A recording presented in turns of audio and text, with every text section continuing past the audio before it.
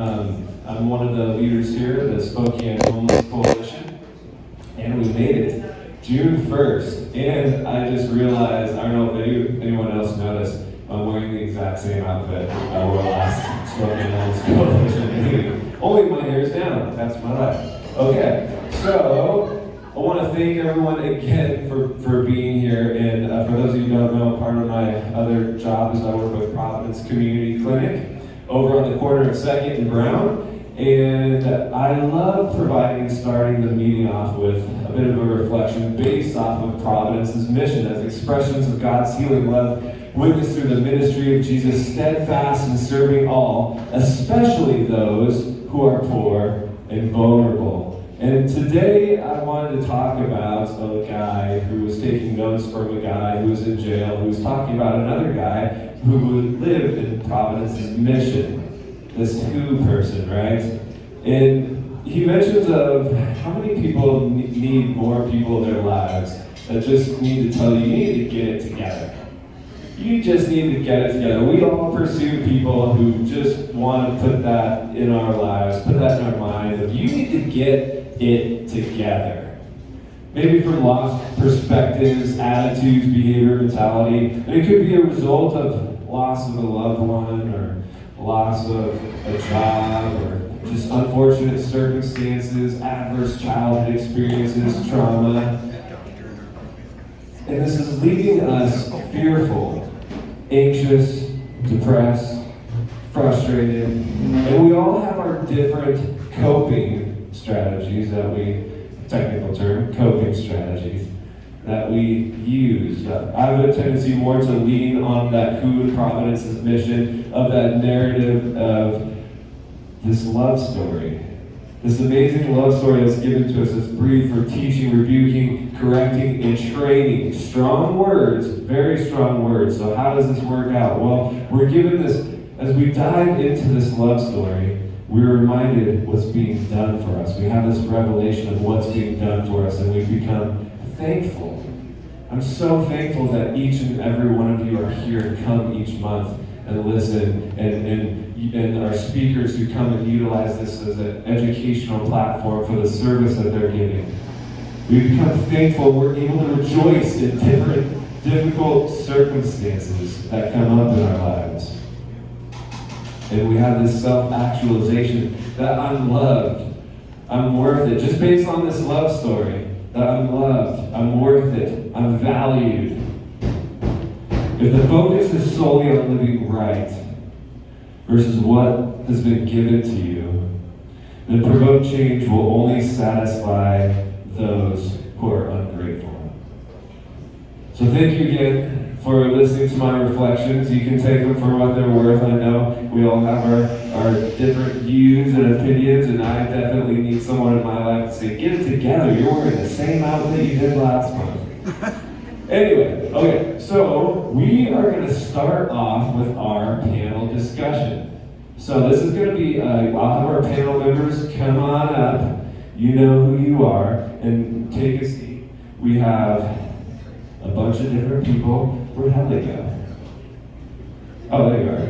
I thought you usually sit over here. Changing it up. I'll sit next to you here. And is Rob from the Lima here? Yeah. Come on up, bud. You're on this panel. Voluntold, if you will. And we have both Misties. You both are Misty, right? Oh, you're Misty. Taylor, Misty. Okay, come on up. We got another chair coming for you. Here's another live mic. So we'll be passing, we have one microphone. So well, two, technically.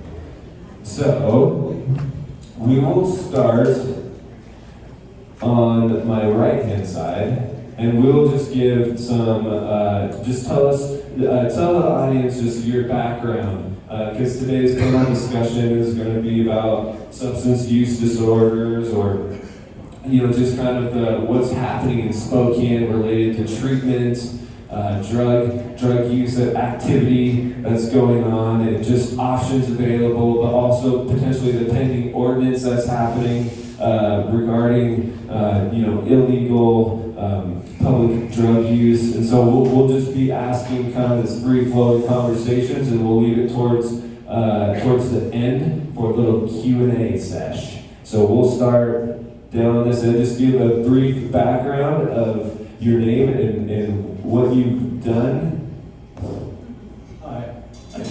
And just a reminder to the speakers to hold the microphone as close to your mouth as possible. My name is Dick Silk. I'm a marriage and family therapist and drug and alcohol counselor. I have a private group practice here in town. I've been in the treatment field 58 years.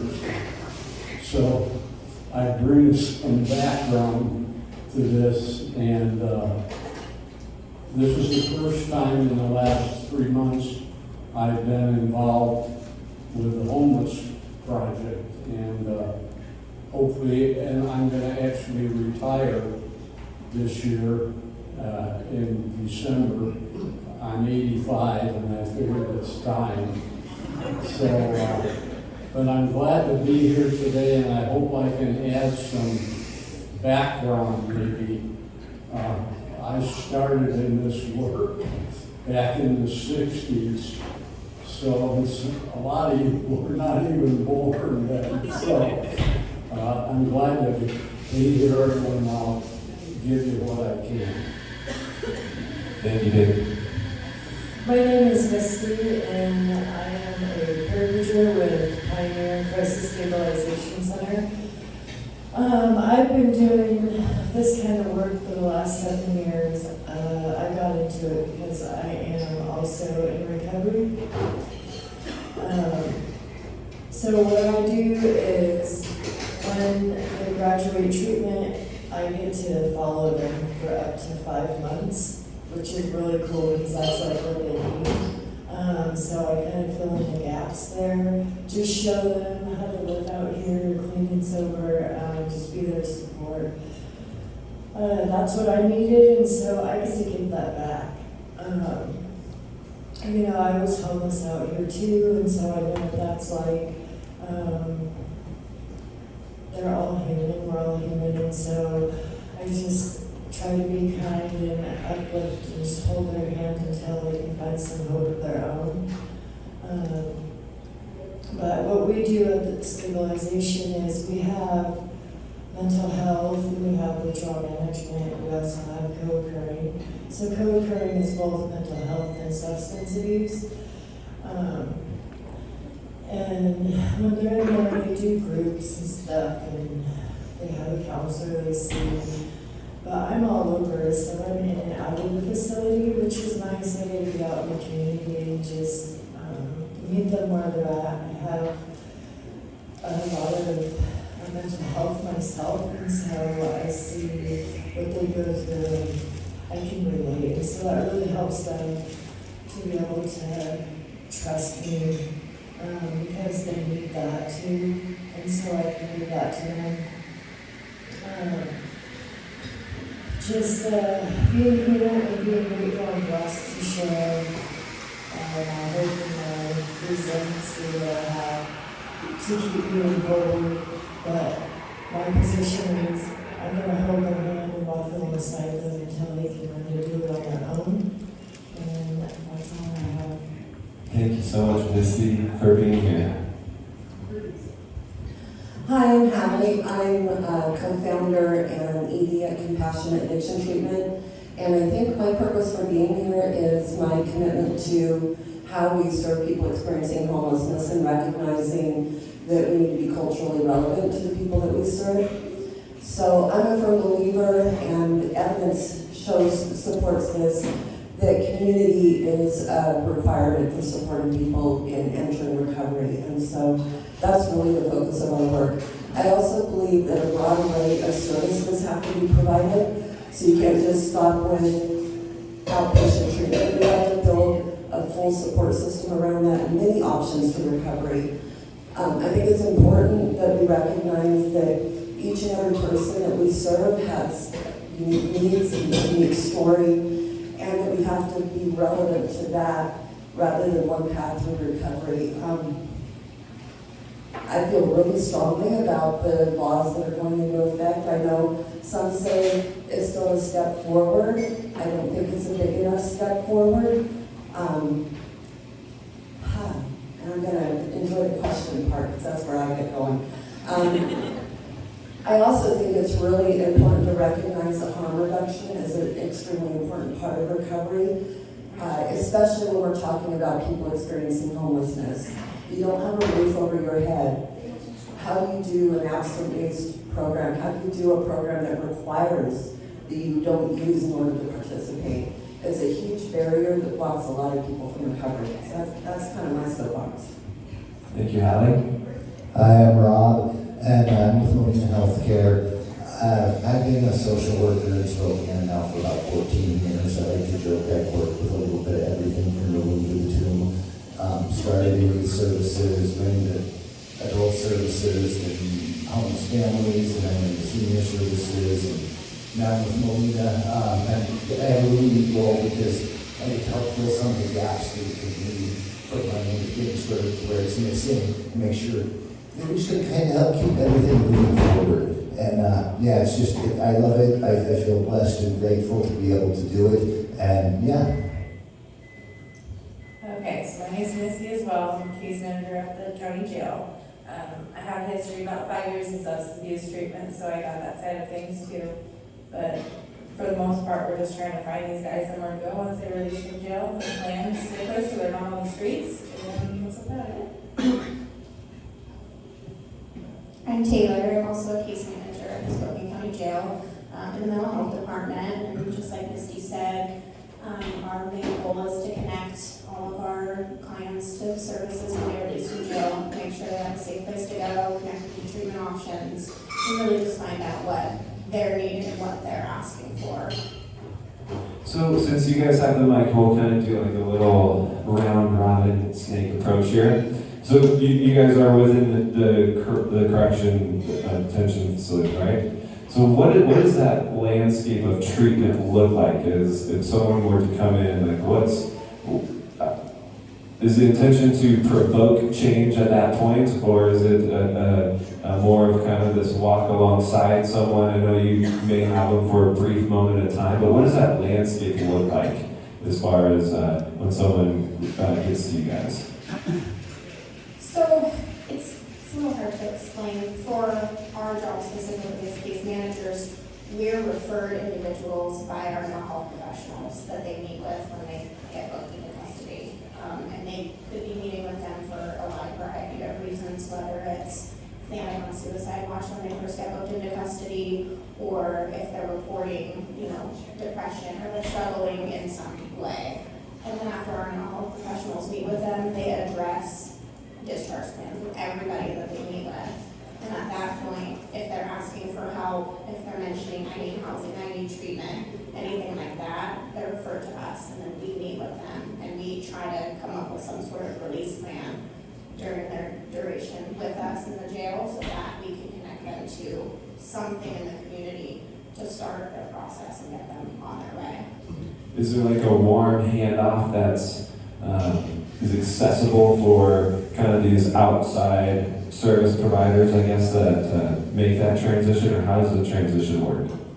We are connected to quite a few agencies in the community. We do try to do warm handoffs as much as we can.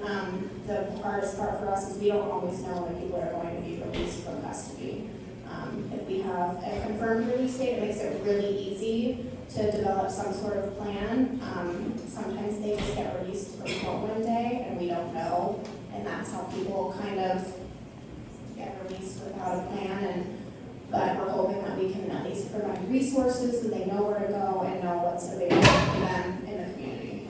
Okay. And Rob, what is the effect on that? So if someone goes into the jail system, what happens to insurance, and then how does that play into the transition when they're discharged? So I want to say if it's over 30 days, not specific, I don't know specifically, but yeah, they will lose their insurance if they're in jail for an extended period of time. And I know Molina and a couple of the other MCOs this year have started rolling out what's called the Jail Transitions Program, where we're working with a lot of the local jails throughout the state to make sure, just like with what they're doing, making sure that they've got the access to resources, making sure that insurance is getting reinstated as quickly as possible so they can access any mental or physical health services they need, SUD services.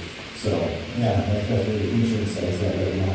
And do you have an idea of what Medicaid will cover as far as treatment? What it will cover and what is available to be covered that's really the bigger problem we're running into right now is just trying to find providers that are willing to take on new patients or have the ability to. But yeah, if they're on the Apple Health Medicaid, their mental health and their SUD services are covered. Holly, do you see that as, do you see the insurance being a barrier sometimes, or and then also your perspective as far as the discharge out from the jail system and how that plays into your role at Compassionate Addiction Treatment? So we actually just recently started working with Ms. Deanne Taylor, going in and meeting with folks, receiving some referrals and working on navigating folks exiting the jail. We're really excited about that. We actually got a grant through Better Health together to start a program that we're calling Own It. And so we're really excited to be meeting with people there and being able to start building a relationship and connection, because that's really the first most important step. And then we're trying to do some innovative thinking outside the box stuff to identify housing. That's a challenge, but we're working really hard at it. Trying to find places that will maybe couch folks when they first exit, so that there's that landing spot rather than straight back out onto the street. So if you guys know of anybody that might want to partner to create some couching spots, I use that word as an Oxford housing term. It's just a spot to land for a couple nights so that they can be navigated, each individual can be navigated into something more substantial. So we're doing that piece. I'm learning a lot about the jail system, and I just have to say Misty and Taylor are amazing to work with. So it's really wonderful to find partners within that system. It's something we've essentially been kind of locked out of, so it's really wonderful to experience that change. And regarding insurance, we aren't challenged in accepting insurance. Well, we're challenged in some ways. Some insurers all the insurers will cover SUD treatment and have contracted with us. Not all insurers will contract us for behavioral health to allow us to be co-occurring. We're told that there's plenty of providers already. So take that for what you will. And we're not the only agency that's experienced that. I've talked with other agencies that have also not been able to get licensed and are sold also that there's plenty of providers. Well, we've got a massive shortage. So I don't know if we can all team together to help make noise about that, but it's really, really needed. The one area that's really challenging in accessing care is people on Medicare do not qualify for outpatient substance use disorder treatment, and it's also very difficult to find inpatient treatment centers that accept Medicare. So we've been providing those services for free at CAT, which makes obviously budgeting challenges for us as a small nonprofit. But we're committed to removing barriers to care, so we've done that anyway. Our hope is that over time, we can help make change in policy so that those services are recognized as critical. I think it's roughly 1/4 of the people to 1/3 of the people that come into CAT have Medicare and don't qualify for services and are experiencing homelessness. So it's a large number of people. And from a stabilization perspective, how does that go in alignment with someone going into the jail system, but also maybe organization working at an outpatient setting? So we do get some people that come from the jail to our stabilization, and then we can get them into services from there, but it gives them like also just an option of jail or coming to our facility, which is really nice because not a lot of them need to go to jail, they need the help rather. So I believe we have a contract with you guys, and we also, so like if somebody came in for detox, it would depend on what insurance they have. That would dictate like how long they could stay. Sometimes it's 3 days, sometimes it's 5 days, and then on the stabilization mental health side, same thing, it has to do with insurance. And then we also have our co-occurring side, which is 28 days, and so their insurance will pay for that, for them to stay there.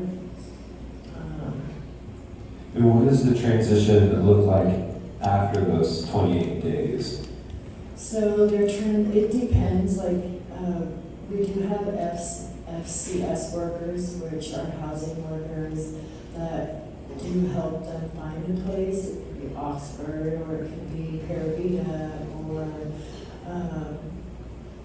getting them to the UGM. Not so much like getting them into their own apartment right away. So what I do, I don't do the housing aspect because I do everything else but that. And so when they leave, normally my people have the shelter or the housing that they need. And so I will go and meet them wherever they are, whether it's at their apartment or at a meeting or at the library. And so as long as they have like a place to lay their head, I've noticed it's easier for them to stay clean and sober and have that support. But if we're letting them go without some sort of option, then I have seen them come back. So it's like a revolving door. So to be able to fill in that gap of getting them into whether it be a shelter for a few days or on Oxford, that's really what we strive for before we just let them out. So kind of having insurance of that stable environment once discharged. Mm-hmm. Yeah, so I'm just glad that they have, because I'm a peer bridger, that's what I do, and not a lot of people know what a peer bridger is. And so I'm allowed to follow them, like I said, up to 5 months, and just be support, help them accomplish their goals, show them how to do things. I don't do things for them. But having me, I've noticed too that they're more motivated and feel more a part of. And so that's really what I strive to do, is just be that light for them when they're in the dark. So our crisis stabilization center has been there maybe a year and a half. We're fairly new, but we do serve a lot of people every day. Yeah. And this was so we just kind of went through all of these point-in-time care interventions that are available. From your perspective, of your years of experience, what do you think, why a controlled environment is so important, but also maybe the roots of what maybe the contributing factors of childhood experiences or that play into maybe this mentality of having a revolving door and mindset that keeps repeating itself? That's a great question. How many of you are familiar with the ACEs study? For those of you that aren't, it's the adverse childhood experience.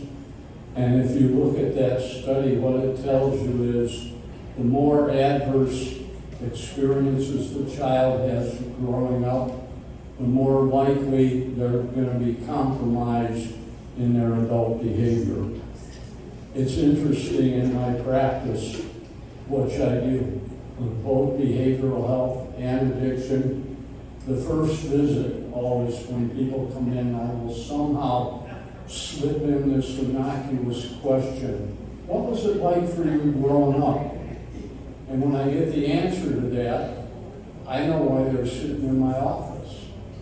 And I think we miss the mark in the treatment field when all we look at is treating the addiction. Because I don't believe the addiction is the problem. The addiction is the symptom. And if people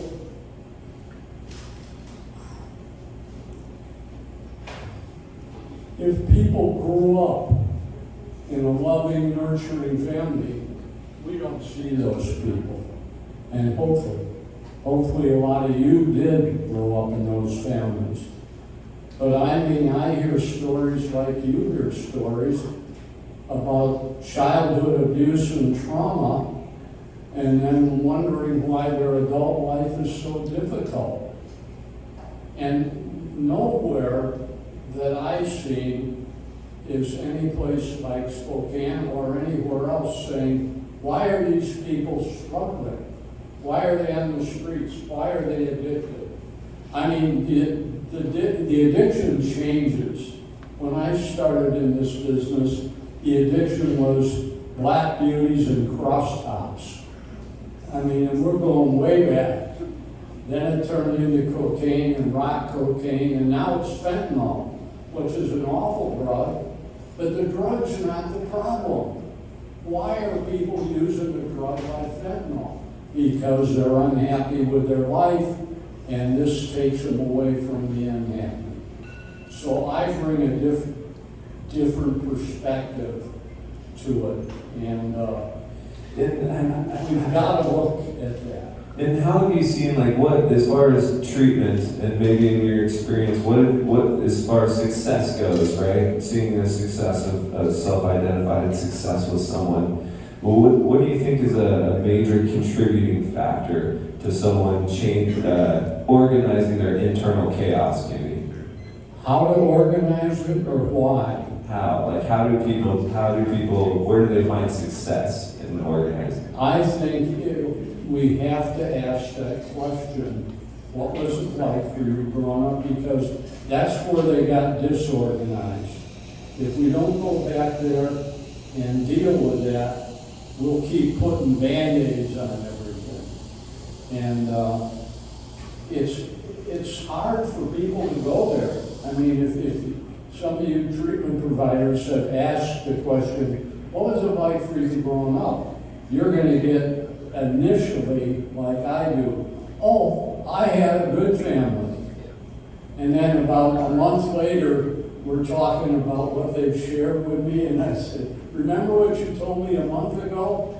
They said, because the primary way children survive trauma is they normalize it. So when you ask them what it was like for you growing up, they're going to go, I had a normal family. No. So. And we'll do, oh yeah, we'll let Hallie jump in on this. I just met my new favorite person, so thank you.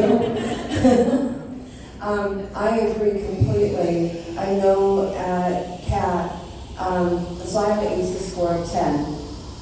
And according to research, I'm not supposed to be sitting here in front of you as an executive director of a nonprofit. I'm not supposed to be able to do that. But the reason I'm able to do that is because I have had help and support and healing, and I have been able to build a community for myself. And I know in our work, daily, trauma is what we talk about all day long. And it's the reason why it's so important for us to be co-occurring so that we can be getting to the root of the work that we're doing, which is trauma.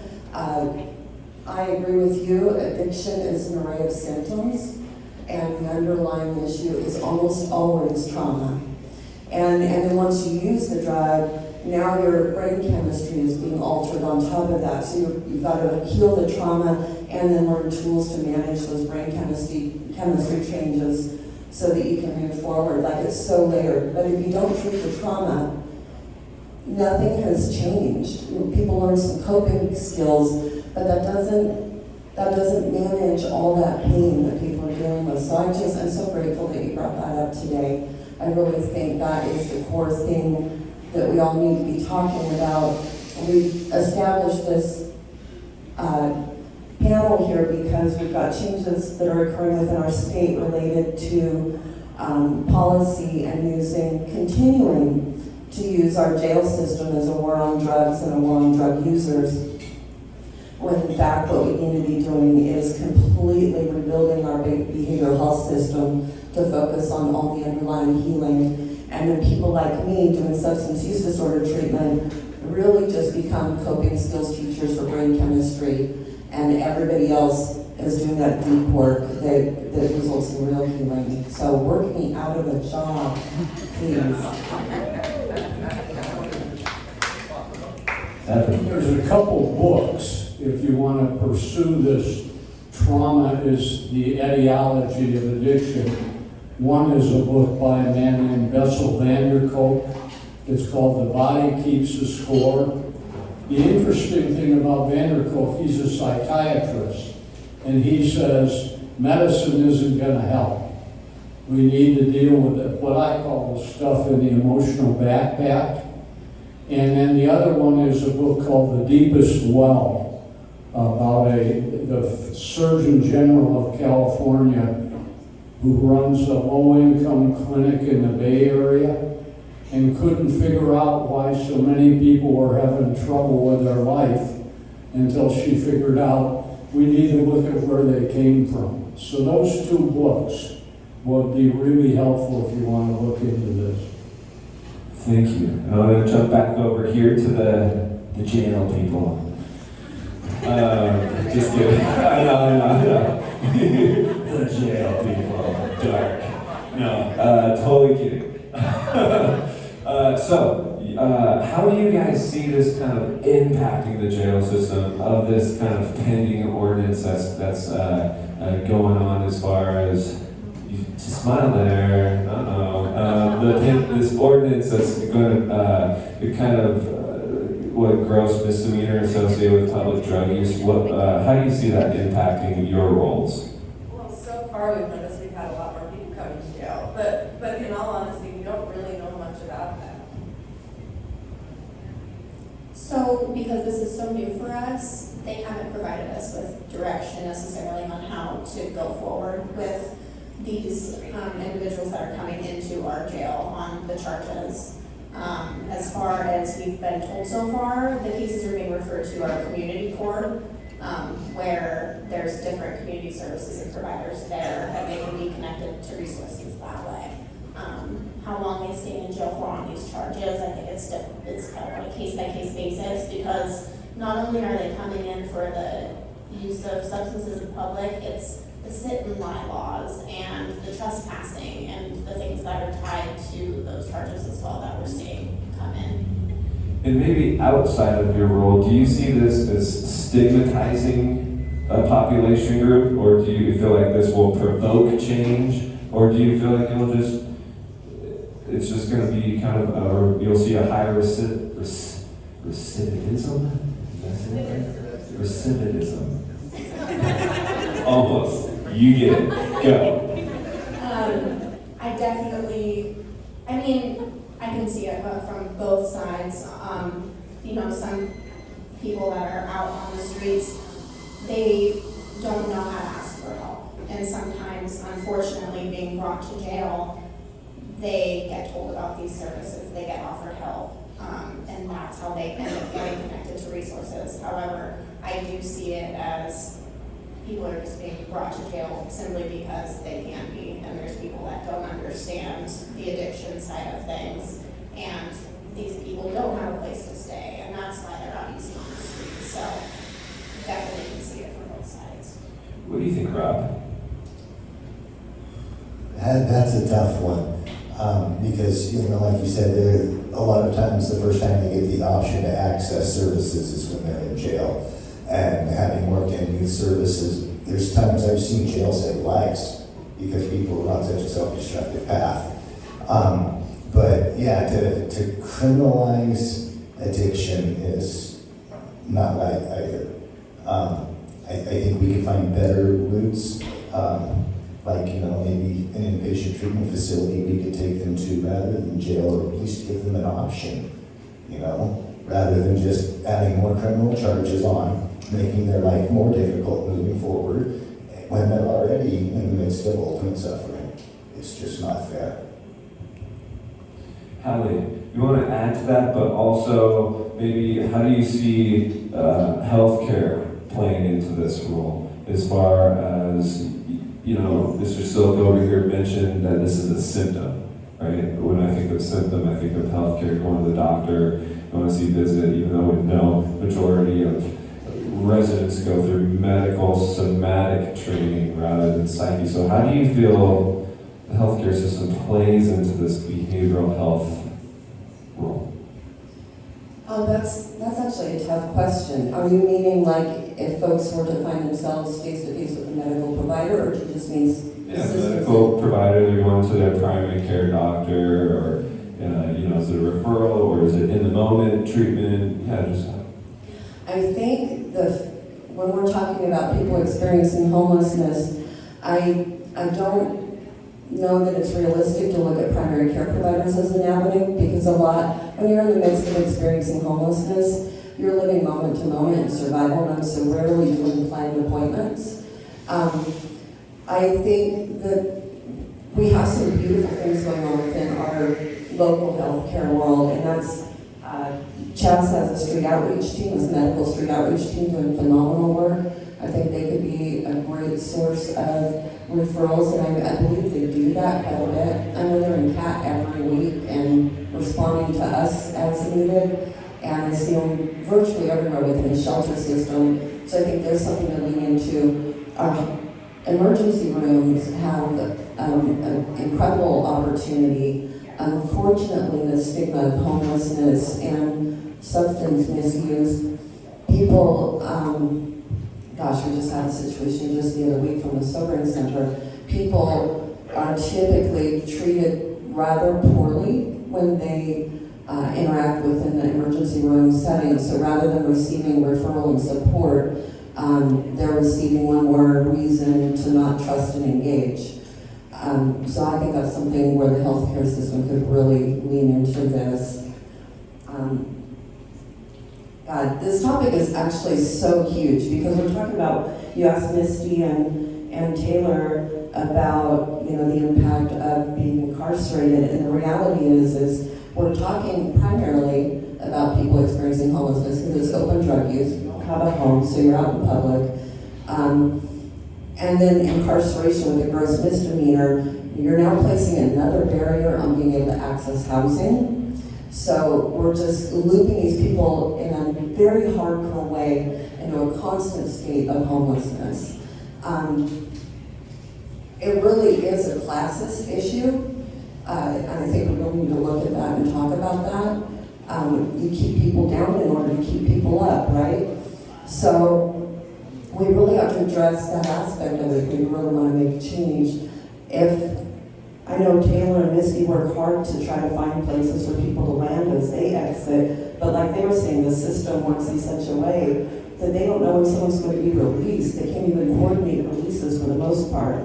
They do it to the best of their ability within the system that they work.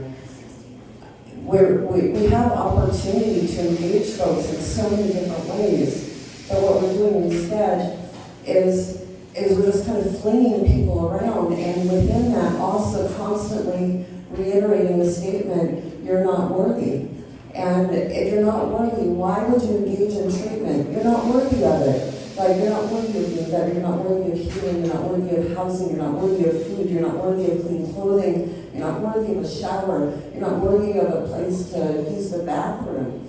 You're not worthy. So I think, we talk incarceration, we have to address that, but the ultimate conversation really is about the stigmatization of traumatized individuals, people that have been pushed into homelessness, people that are surviving to the best of their ability, people that are self-medicating.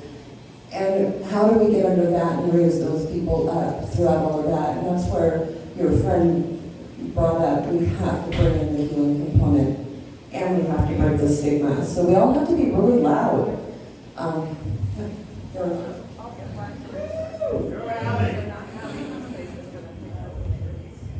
And Misty, so you're in stabilization, right? And there's kind of this integration of healthcare to an extent, right? As far as someone going through detox, can you explain kind of maybe what that would look like in a stabilization center, someone going through detox? So we do have medical staff on site, and we have nurses and healthcare coordinators, so they monitor them, and we also have prescribers. So when they're going through their withdrawals and stuff, we're actually in the facility with them while they're going through it, so they're never alone. Because sometimes that can be a scary place for them, right? Not knowing like what's going to happen when they're withdrawing. At other times, we never leave them unattended, because from what I've seen is when somebody is withdrawing and they don't have the proper medications or even water or Gatorade to help them, it can make it a lot worse. So we just try to make sure they're comfortable. And I know that withdrawing is never comfortable, but we try to make it that way for them. And then some of them are just there to withdraw, some are there because they do want the help, and so we'll get them more time there.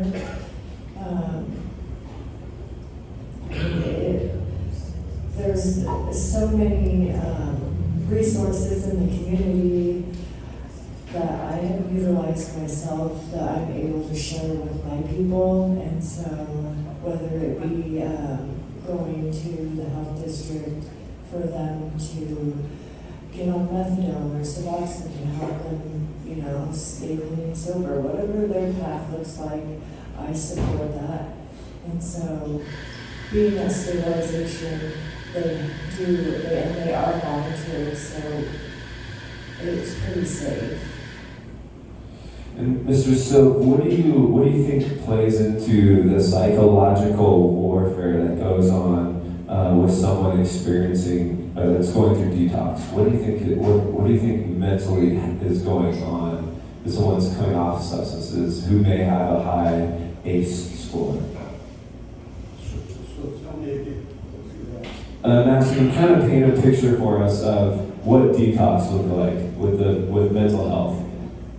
Like, are they flooded with emotions? Are they reliving trauma? What's kind of happening in the psyche?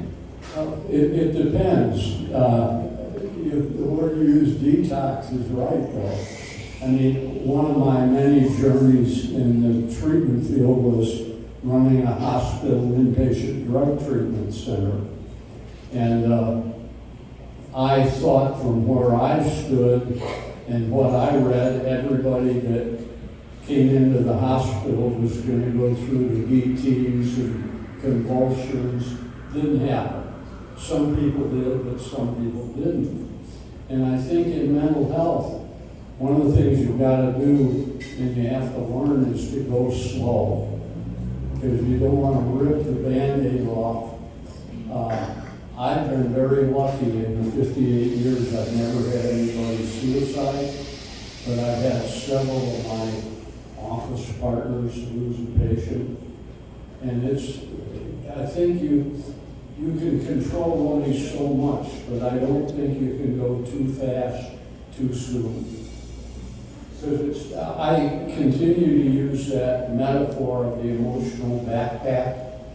People, the way they survive, they throw all this stuff in the backpack and then think it disappears. And little do they know, as they go through life, they're getting heavier and heavier and heavier.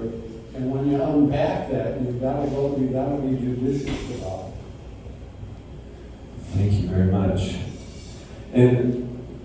And I'll leave this open right here as far as, do you guys think, like, Mr. Silker mentioned how to go slow, to take time with recovery, right? It takes time. Do you think we have a system right now, and maybe, this ties into the ordinance and legal, but do you think we have a system now that continues to rip the Band-Aid off over and over and over again? 100%. Our system is geared towards just ripping the Band-Aid off. We demand most treatment centers demand abstinence as a prerequisite for participating in treatment, that's ripping the Band-Aid wide off. I know that I've observed folks enter into treatment at CAT, like someone will walk in literally, and I remember this one gentleman, he walked in, he was carrying suitcases, and he walked in and he dropped them inside the front door, put his hands in the air and said, "I'm entering recovery." And he just stopped using. And a week later, we were helping him get into mental health stabilization because he was suicidal.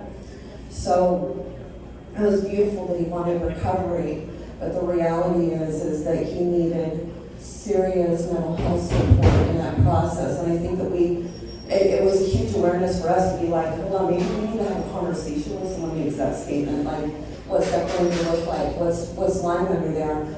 Why has drug use been something you've been doing for so long? You know, do you need support? Do you need mental health care? Do you possibly need mental health medications? Do you need to be in a caring, supported, safe environment?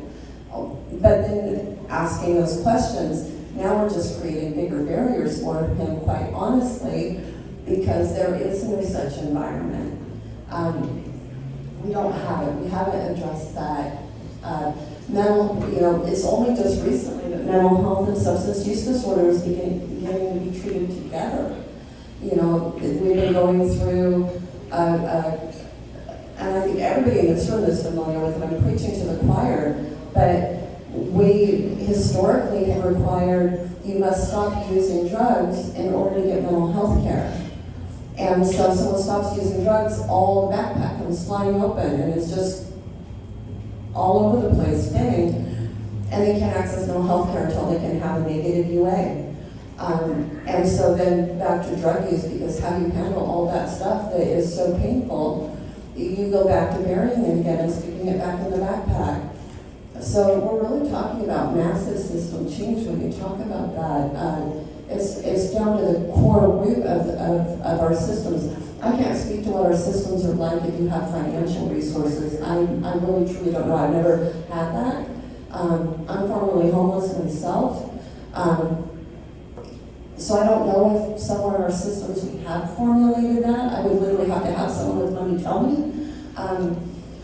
But I know that for those of us who have lived in poverty and especially experiencing homelessness, we have minimal access to anything beyond you can get substance use disorder help, you can get mental health help. We don't have a system of care in place yet that wraps around a person that way. And Rob here, and then we'll have about 10 minutes for question and answer. When you have your question, just please direct it at one of the panel members if you have a question for one of them. And Rob, go ahead with what. I was just going to say, I know a lot of it is, that systemic piece, and, unfortunately our society has gotten to a point where they expect instant gratification. Give me a pill, make it go away. Pass a law, lock them up in jail so I don't have to see it. And everyone wants that instant gratification. And yeah, same thing with trying to get people into treatment. You're not going to make the issues go away overnight.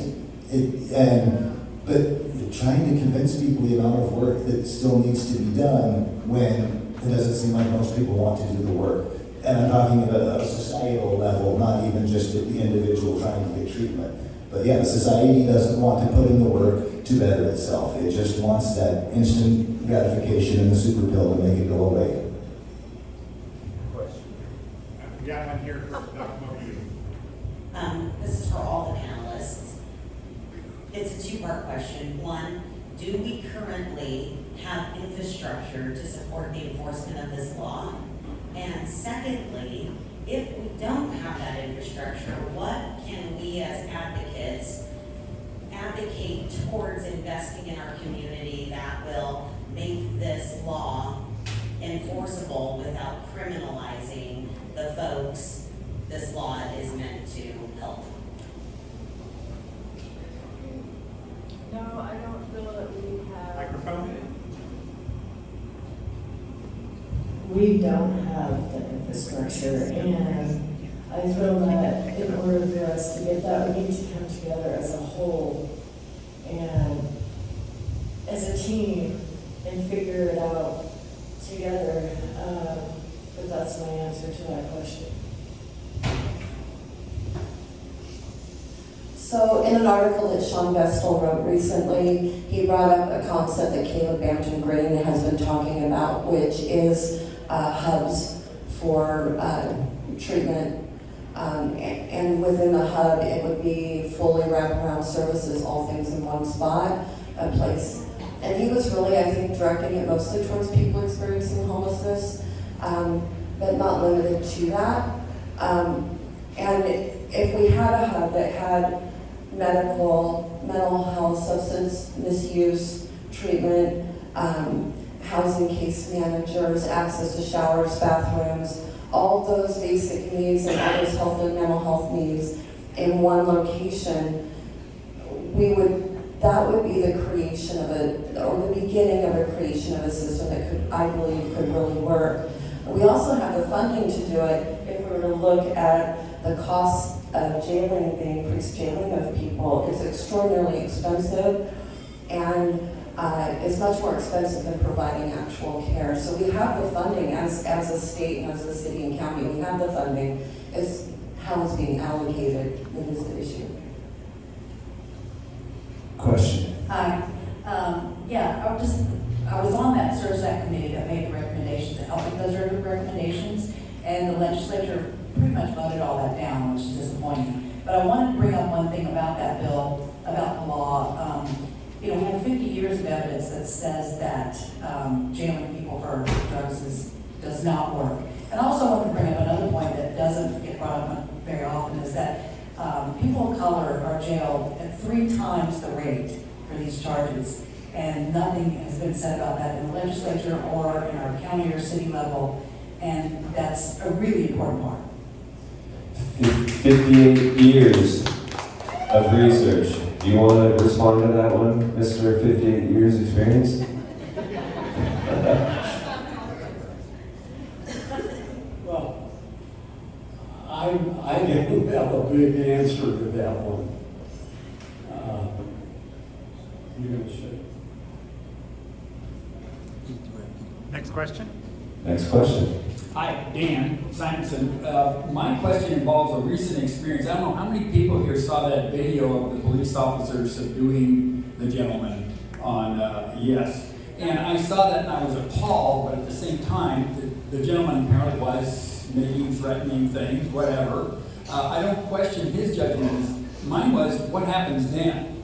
And this question is to you folks from the jail.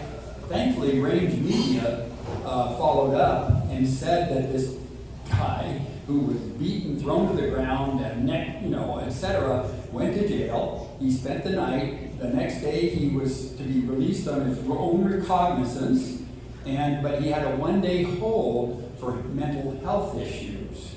And in describing that in my blog, I said, it sounds like the treatment is the beatings will continue until mental health improves, is the way I see it. And so I'm worried, what happened to that guy? He was released in 2 days. Did he get anything, or was he just back out there so that guy the policeman could find him again, beat him again, send him back to jail again? How do we stop that? And what is a mental health hold? So I can't actually answer the beating part of things, just because. However, when they come in and they're on a mental health hold, they're going to be evaluated for their mental health. They're going to make sure that they're treated with some sort of medication if that's what they need, detox, whatever it is that they're needing. I think the revolving door is that we don't have enough places for when they're released to send them to. You want detox? Okay, sorry, can't help you, don't have a bed for you, send you to the hospital. You want inpatient? Hey, can't help you, they're not going to take you, they don't have a bed. So then what happens? They get released and they come back. And it's just that revolving door. But as far as the mental health part goes, is they do get evaluated while they're in jail. And honestly, I think it's the best place for them, if they need it. Because they're not going to be out there asking people. When they're in jail, they get eyes put on. They get seen that they're not doing good mentally. So then we're going to help them. Hi. We talked about addictions and mental health. We haven't, at least I haven't heard this talked about often, and that is those folks with developmental disabilities those who are born on the spectrum, and I'm talking just biology, just a genetic setup, born on the spectrum, or have perhaps ADHD or bipolar, I mean, you can go on and on. If you take a look at those folks in prison who have these diagnoses, what's being done about that? It's really not talked about that often. And one more other concern is, what about those folks who have been adjudicated as disabled for like SSDI or SSI? Can they lose their benefits? I'm not talking Medicaid, I'm talking about federal programs.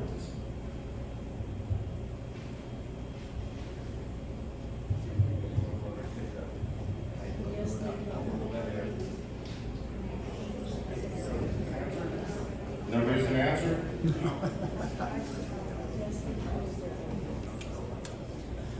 I don't have an answer for you, but I can say that in our work, we see many people come in who appear, I can't diagnose, but appear to have developmental disabilities, appear to be on the spectrum, definitely are on SSDI. And our systems are not built to address that. As an agency, we've had to just invest in to the best of our ability, and we're very limited in our funding to do our best to learn how to support individuals.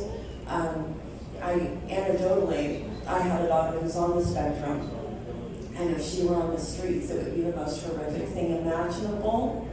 It makes me want to cry instantly, just like I'm already worrying what happens when I die, because she's dependent on me for her safety and well-being, and if she didn't have me, she would be at the throes of whatever the world threw at her without ability to properly care or defend herself. So I think it's a really important question, and I hate that I don't have an answer and that none of us has an answer. So we do have a special mental health floor, and anybody that has any sort of disabilities usually end up on that floor. And then us as case managers, before they release, we try to get them into like Sunshine Terrace or somewhere that's gonna actually help them out more, so we're not just releasing to the street. But Question. Okay, so I have a special knowledge of the system very well. So I just have a few questions. As someone who was formerly homeless, formerly incarcerated, formerly addicted to drugs, is the jail doing anything to help people who are addicted? Because when I went, I was treated terribly. I almost died. They wouldn't even let me go to court because they just stuck me in a cell with some Gatorade. I'm diabetic. They forced me to take my insulin every day, even though I couldn't eat.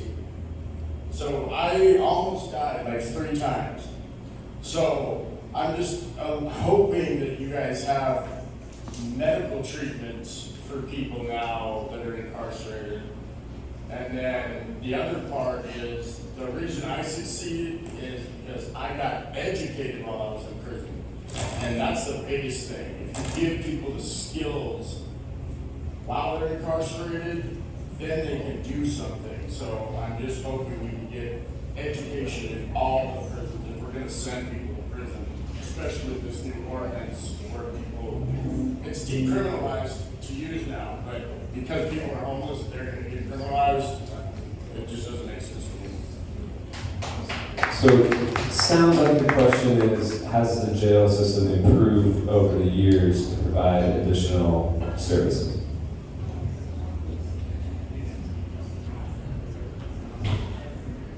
So when people are booked into custody and they admit to any type of substance use, or it's just very visible that they're not doing well, they do initiate a detox protocol, whether it's for alcohol or opiates. They get provided detox medications, they get monitored and seen by a nurse, whether it's once a day, depending on how their score ranges, or several times a day. And then as their score lowers, they taper off those medications, and they are monitored now. If they don't want to go to court, they're not forced to, because oftentimes people are detoxing, they don't want to go, and that's their choice. I believe they give them 3 days to decide if they want to go to court, and they can stay in their cell and work through their detox process while they're monitored, provided detox medications to get through that. Last question. Yeah, Gator Ramos, just last question. I know there's a finite amount of resources for mental health services and addiction services. What does that prioritization look like at your level? And I hear a lot about housing and that stabilization piece. Do you see alignment with how that system prioritizes folks? And if not, or if so, where can that be improved?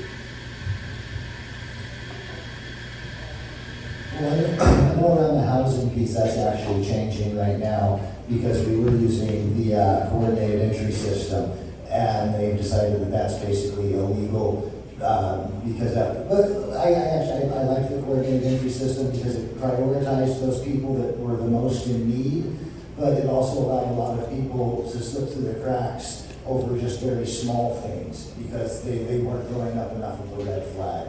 So that one, I'm interested to see how that's going to start changing now that there's going to be just a direct focus on the day you came in rather than where your score is. So. Yeah, and I think, speaking to what Sam said earlier, our coordinated entry system and so forth, it's been acknowledged that it's actually racially skewed. So racial minorities typically don't score as high as white individuals within that scoring system. And I think it's really important we acknowledge that, even though it makes us white people uncomfortable. I believe that we need to work on housing that doesn't have barriers, that doesn't require sobriety to enter housing, because that is, again, the barrier to people entering recovery. We're expecting, as with mental health previously, we're expecting sobriety as a precursor to basic human rights and healing. So we don't have the systems in place at all. I know Daniel knows that. He's all over that data. But we're seriously lacking in exit points for people that do want help, but have a lot of work to do to be able to be in a healed, healthy space. Well, one more. I just have one thing too about the housing aspect. Some of us, and I'm gonna talk about my background for a second. So sometimes it's hard for us to get housing because of our backgrounds. And there's landlords that don't want to give people second chances because of our backgrounds, even though we've been like clean and sober, doing what we should be doing and all this and the other thing. And so that too is why we continue to be homeless. It's not just because of use of drugs, or it's just because of our mental health.